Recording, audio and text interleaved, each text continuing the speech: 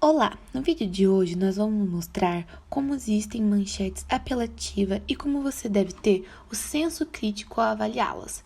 Fiquem atentos aos seguintes exemplos.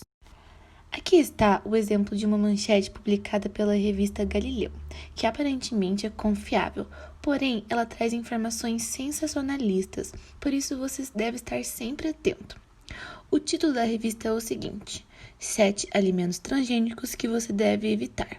Dentro deles é citado alimentos usados diariamente na refeição brasileira, como a soja, leite, entre outros. Bom, o primeiro alimento que vai ser explicado quanto a algumas frases que não ficaram muito certas, algumas afirmações, é o milho. A primeira frase, bem expressiva, é quando comentam que 85% do milho produzido no Brasil e nos Estados Unidos da América é transgênico. Essa informação foi adquirida de outra notícia e também não tem nenhuma referência, nem na original, nem na que foi retirada. Então, nós fomos em busca de informações e encontramos que na safra de 2009 e 2010, a Associação Paulista de Produtores de Sementes e Mudas fez a previsão da quantidade de sementes de milho BT, que será plantada no país na safra de verão, com base na quantidade de sementes de milho BT vendidas. Nesse levantamento, foi estimado que a área plantada com sementes de milho BT representará cerca de 30% da área total de milho no Brasil. Além disso, quanto à área cultivada com milho safrinha, algumas pesquisas afirmam que 80% da área vai ser referente a milho geneticamente modificado, mas apenas para a safra secundária, né, safrinha. E outros números são quanto a cultivares, que representam 67,93% destes são transgênicos. Então, já quanto ao óleo de canola, a principal afirmação retirada dessa manchete foi que hoje em dia, cerca de 80% da ouza plantada nos Estados Unidos para o propósito de fornecer óleo de canola é transgênico para se tornar mais resistentes a pesticidas. Então, essa informação foi tirada de outra notícia que possui referências, mas essas referências não fazem em nenhum aspecto de causar uma anormalidade ao uso do transgênico. Eles até afirmam que esse óleo foi formulado para ter menos componentes tóxicos. Então, eles realmente utilizaram uma referência, mas de forma totalmente errada, comentando aspectos ruins, sendo que na referência eles não comentam nada disso. Bom, o primeiro erro dessa notícia foi afirmar e dar a entender que a maioria das margarinas são feitas de óleo de canola geneticamente modificado, sendo que na verdade a margarina pode ser feita também de óleo de girassol, milho, soja e linhaça, o que não foi especificado. Outro erro está relacionado ao fato de que não necessariamente esses óleos vegetais são produzidos por vegetais transgênicos. Existem empresas que fazem a produção com matérias-primas mais orgânicas para agradar um determinado público-alvo.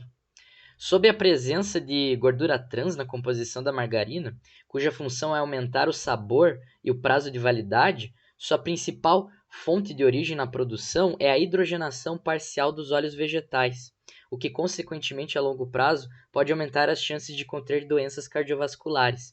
E graças a isso, a Anvisa desde 2003 tornou obrigatório a divulgação dos teores dessa gordura nos rótulos dos alimentos. Mas afirmar com total certeza que todas as margarinas são ricas em gordura trans pode ser um verdadeiro equívoco, pois hoje é possível você encontrar margarinas no mercado com quantidades bem menores ou até mesmo nulas de gordura trans. E agora, a afirmação mais absurda de todas, de que a molécula de gordura hidrogenada difere apenas em um átomo da molécula do plástico. A margarina ela é composta por ácidos graxos saturados e insaturados. E ao se comparar uma molécula comum presente na margarina, como o ácido oleico, e uma molécula comum no plástico, como o polietileno, é possível perceber que além das moléculas possuírem mais de um átomo de diferença entre si, a conformação espacial e a maneira como os átomos se arranjam em ambas as moléculas são completamente diferentes, tornando ambas bastante distantes uma da outra. Esse equívoco provavelmente surgiu devido ao fato da margarina ter a propriedade de gorduras plásticas na sua fabricação. Mas isso não quer dizer que a gordura é um plástico, Se refere apenas à sua consistência mais cristalina em matriz oleosa contínua. Agora sobre a salsicha. Ao ler um dossiê técnico da Rede de Tecnologia do Rio de Janeiro, que abordou de maneira mais bem detalhada sobre como é feita a produção das salsichas, foi possível refutar a informação contida na matéria do site, que dizia afirmar que todas as salsichas contêm amido de milho. E no dossiê é possível ver que existem ingredientes obrigatórios e opcionais na confecção e produção da salsicha.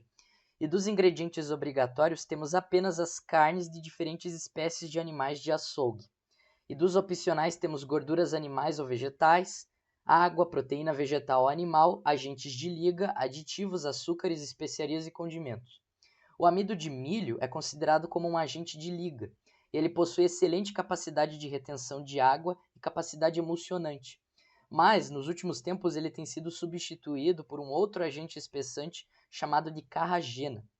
Então, é possível aferir que, na verdade, o amido de milho não é um ingrediente presente e obrigatório em todas as salsichas do mercado, representando mais um equívoco da matéria.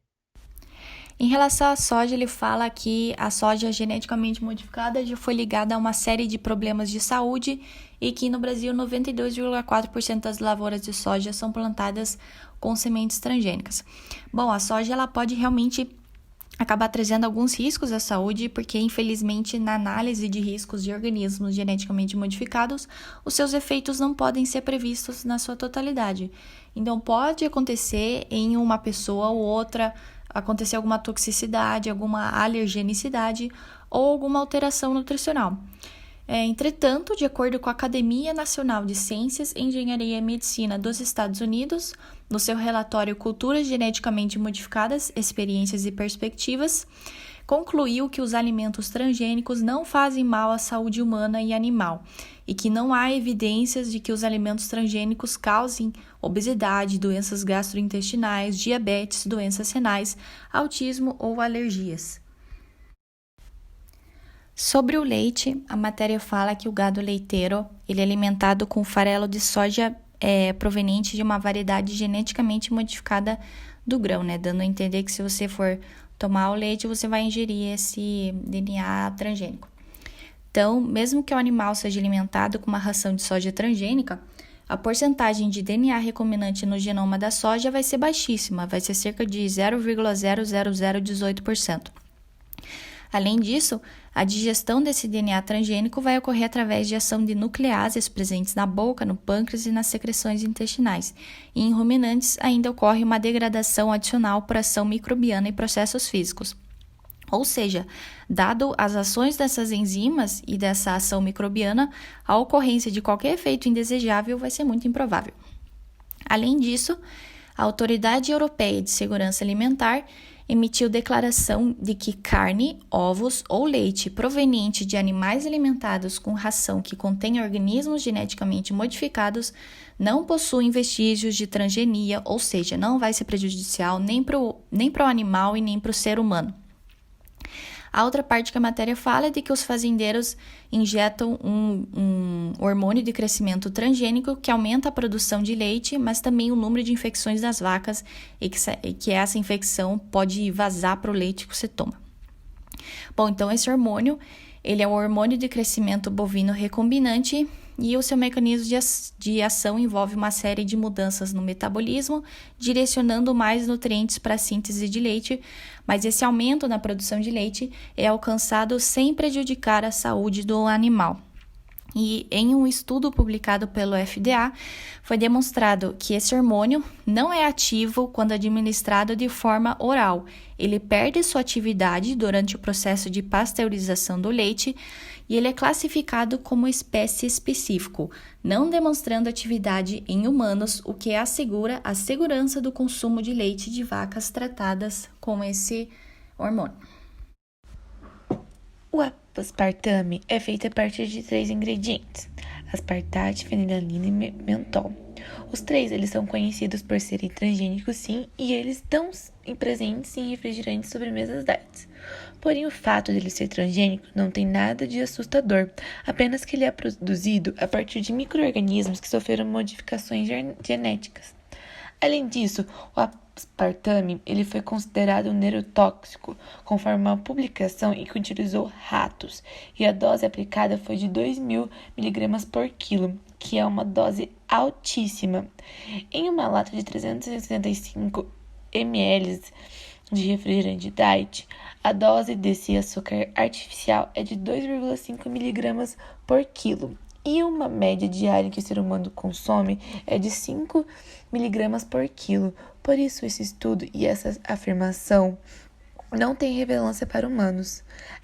Essa afirmação em que estou dizendo foi tirada da revista Nature, em uma revisão bibliográfica que falava sobre o aspartame ser realmente considerado um neurotóxico.